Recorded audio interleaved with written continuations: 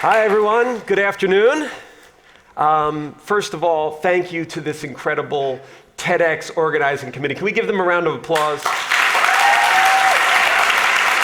They've done an absolutely phenomenal job. Growing up with the resources that I had access to, I was more likely to succeed than fail. Now my children, growing up, are more likely to succeed than fail. But the children who grow up where I work in South Africa are most likely to live in poverty for their entire lives. See, this is not unusual. For most children, their birthplace will determine their future. And this inequality is unfortunately deep-rooted and entrenched into our society. But I actually think you guys are the best weapon we have to disrupt this. And I can see this today, and I can see it going on in the world as we look. Young people are best placed to identify the absurdities of the status quo that they inherited. Listen to our speakers today. Listen to Greta Thunberg talk to the UN. See, because my organization, Ubuntu Pathways, is out there trying to even up this playing field. But for me, I think it's important that I talk to you guys actually about the challenges and the difficulties that we have faced in getting to where we are today. Often our success stories, they get sugar-coated, and we don't actually go back and talk about how we got there. I have good news for you guys. I have seen a path to change. But I have bad news. It is long, and it is hard, and it doesn't always end up where you want it to be. That might seem pessimistic, but I am actually quite optimistic about our future. I just think if we are going to talk about making real fundamental changes, I'm going to have to tell you how it really is out there. As you heard, I lived in South Africa for 11 years, and I have worked there for 20 years. And I've seen some of the poorest places on earth. I've seen orphans living in dilapidated shacks, scared, afraid, alone. And as we listen to anthems like Bob Dylan's "The Times They Are Changing," we feel an identification with the desire to make change. Who could watch children suffer and not want to make change? But if we listen to the lyrics of these songs, we may think that the change is inevitable. And in truth, it is a lot more complicated and a lot harder than that. In my work, I have come face to face with three hard truths. First of all, change will not happen overnight. There is no hack to societal change. It is a multi-generational process, and you may live to see the start of it and never actually see the end of it. Number two, you will fail. Now, I won't say that you should go out and seek failure, but listen, don't worry, it will come find you. But if you embrace it, it will be the best teacher you've ever had in your life. Now listen, I know what you're thinking. Yes, even better than Mr. Gladys. And also, you cannot do it alone. Don't be discouraged by that. Be encouraged. What you get from the relationships that you find along the way will actually be the fuel that pushes you everywhere you need to go. Now, in my 2 decades of experience, change is not a straight line, it is a circle. We start with the problem. Now, this may be something that affects you directly as a human being. It may affect the people you love, or it just might be the thing that keeps you up all night because you can't stand to see this unjust inequality in the world. But it is the fire that will fuel you. And Nelson Mandela actually stated the problem well when he talked about South Africa. To be poor and black was normal. To be poor and white was a tragedy. Now, when we recognize these injustices, you might go out there and get started and get to work on making this change. And you will have hundreds, if not thousands of hours going at it and trying to make a difference. And here's the crazy thing. People are going to fight you. There will be resistance. The status quo is quite entrenched. And it's interesting because the spirit or motivation that caused you to reach out and help other humans is not the same one that trains you how to fight. But you're going to have to learn how to fight. And you're going to be weary because the nitty-gritty of these battles is overwhelming and tiring. And that's where we come to the most important aspect of this circle for me: persistence and resilience. This year, Ubuntu Pathways celebrated our 20-year anniversary. And I'm proud of our model, our community-driven model. I'm proud of our innovations. But I'm most proud of the fact that we have been resilient to all the challenges and all the failures and made it here this far. But here's the catch. So you get through, you put in all this work, you spend 20 years doing it, and then finally you have a model that works and you're making an impact. And then you wake up and realize that a new generation has come along and they're bringing ideas that disrupt the very status quo that you have built. And here's where the real strength comes in, because you need to let these new ideas in and work with them and make change together. And then the circle begins again. But as I said, you're gonna face resistance. And the question is why? It's because, as I said, the status quo is deeply emotionally entrenched. And why is that? Because the future is uncertain. We can't control the future, it scares us.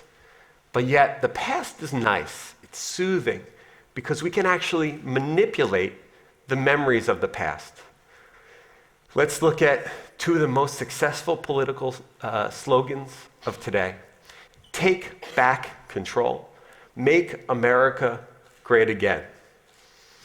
Politicians are amazing at making us wonder, what happened to our beautiful status quo? So we wonder, if we're fighting against this, how are we going to get a critical mass of people together to actually fight and do this with us? Well, I have a suggestion that's actually very close to my heart. It's an African ethos called Ubuntu. It means a person is a person through other people. It is about the interconnectivity between us all. It doesn't matter where we come from, our race, our gender, anything about us. Because we are human, we are connected. And I've actually seen this in action. Because in 1999, a young alumnus of the esteemed American School of London went down to South Africa. And he met a school teacher there, and they founded Ubuntu Pathways in the broom closet of an impoverished school there. And their relationship and their meeting, of course, transformed their lives. But maybe more importantly, the web of relationships that have come from that have transformed thousands of lives. And I know because I'm one of them. See, I've known Jake since I was 3 years old. We grew up together in New Jersey, and we stayed in touch when he came to London, and then when he went to South Africa. And as I graduated graduate school, he asked myself and my girlfriend to go down and volunteer for 6 months. We ended up staying for 11 years. We went to help a friend, but we stayed because we found a group of people who were dedicated to proving that the status quo was absurd, and dedicated to proving that one's birthplace did not have to determine their future. I encourage you to, I'm gonna slide ahead. I encourage you to form these relationships and keep these relationships, because relationships can bridge an impossible divide. And the data actually backs this up. In 1938, at Harvard University, they started a study following 268 college sophomores. And it was a long-term, longitudinal study where they tracked all kinds of data about their lives. And at some point, a professor named Robert Waldinger took over the study. And eventually, he presented his findings. And what he found was remarkable, that more than anything else, any other variable in these people's lives, class, IQ, genes, close relationships was the strongest connecting factor to happiness and longevity. He found, and they found, that these relationships actually protected people from mental and physical decay. That these were the driving forces for happiness. So what we realize is that loneliness is actually toxic in both personal life and social development.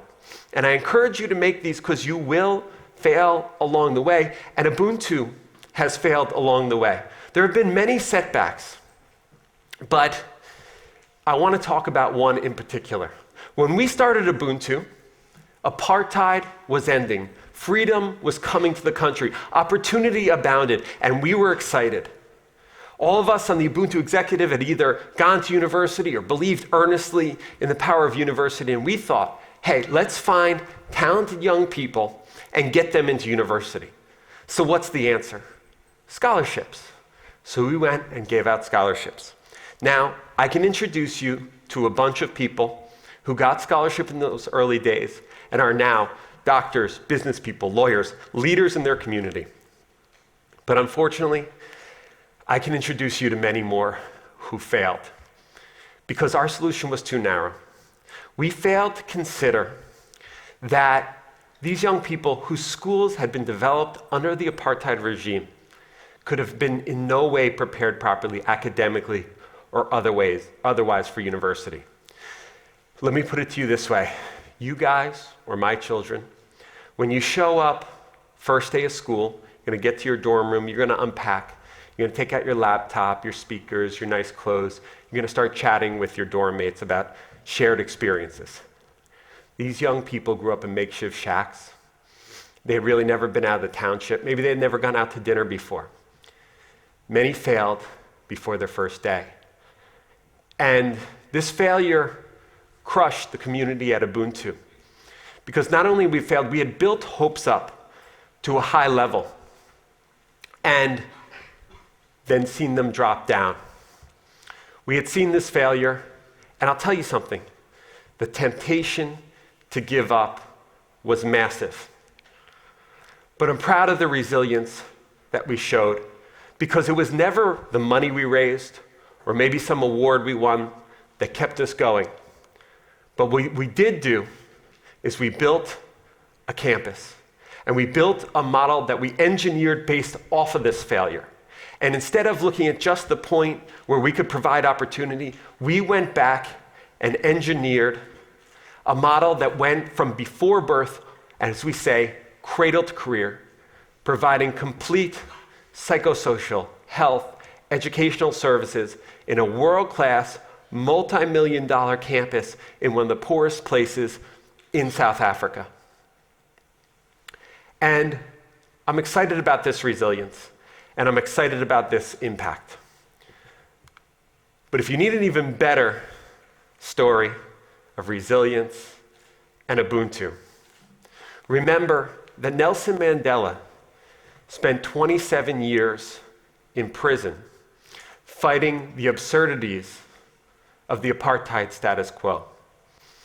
And I think he summarized this circle of change very well when he said, when you're finished climbing one great hill, there's just many more great hills to climb.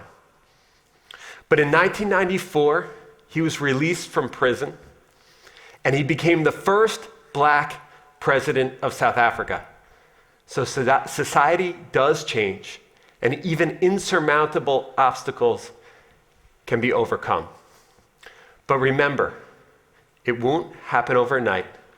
You will fail along the way, and you can't do it alone.